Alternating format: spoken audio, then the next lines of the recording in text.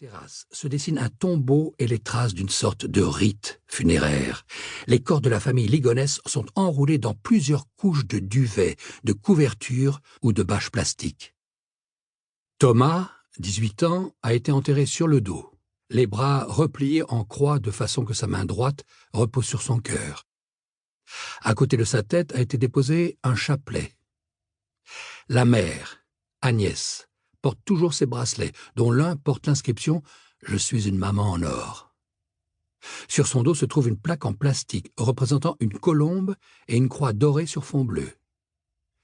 Le corps d'Arthur, 20 ans, l'aîné des enfants, est accompagné d'une petite statuette de la Vierge haute de 6,5 cm, en plastique blanc et le visage peint, avec un petit liseré vert aux pieds.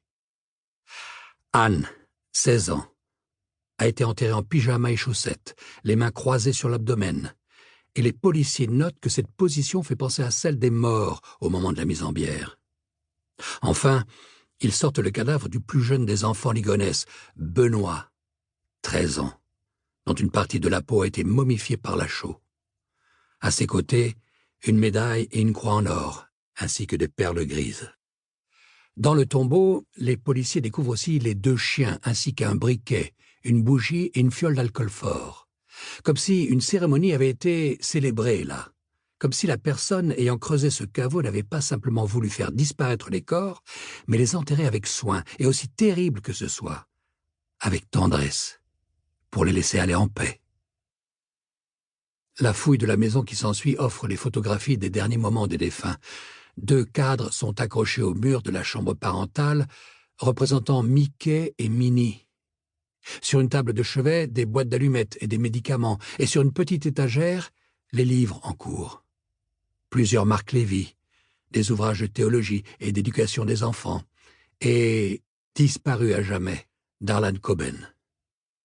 Les autres chambres exhalent l'adolescence des années 2000. Celles de Benoît et de Thomas sont tapissées de posters du groupe de rock Muse, de Pete Doherty, du Festival des Vieilles Charrues 2010, des films Pulp Fiction et Trainspotting. Il y a les cahiers d'écolier de Benoît, élève de 4e, sa collection de timbres, une batterie. Et il y a les magazines et les CD de Thomas, qui étudiait la musique à Angers. La chambre d'Anne est recouverte d'un papier peint vieillot, des fleurs sur fond beige, sur lequel sont punaisés des clichés de bébés de la photographe australienne Anne Geddes et des dessins du personnage Titi des Looney Tunes. Dans une boîte en plastique sont rangés des disques d'Amel Bent et de Laurie. Un grand drapeau américain s'étend sur un mur de la chambre d'Arthur, dans laquelle se trouvent aussi des casques de moto et les 6 premiers tomes d'Harry Potter. Dans la cuisine, quelques minuscules gouttes de sang, dont les analyses ADN révéleront qu'il appartient au moins à 2 personnes différentes, Agnès et Thomas, ont éclaboussé les pieds de la table et de 2 chaises. En apparence, le carrelage est impeccablement propre, mais c'est parce que tout a été lavé minutieusement. En réalité, le sol, le seau et le balai espagnol répondent au Blue Star, une formule chimique révélant les taches de sang même quand on a tenté de les effacer. C'est sans doute là que les corps des victimes ont été déposés avant d'être enterrés. Au premier étage, les policiers décèlent également les premiers indices qui permettront de reconstituer la scène de crime. Devant le bureau de Benoît, sur le plancher, une douille percutée de 22 longs rifles. Sous le lit de Thomas, ce qui ressemble à un projectile écrasé. Plusieurs taches brunâtres parsemant le matelas d'Arthur. Des signes qui laissent penser que les membres de la famille ont été abattus pendant leur sommeil, ce que confirmera l'autopsie. Tous ont été tués par balle, 2 dans la tête d'Agnès, dont une dans la tempe gauche, 2 dans le crâne d'Arthur, 3 dans la tête et 2 dans le torse de Benoît, 1 dans la poitrine et 2 dans le crâne de Thomas, et 2 à bout touchant dans la tempe droite d'Anne. Les enfants présentent également dans le sang et le foie des traces de l'ormétazépam, une substance hypnotique. Agnès, elle, a simplement pris du citalopram, un antidépresseur.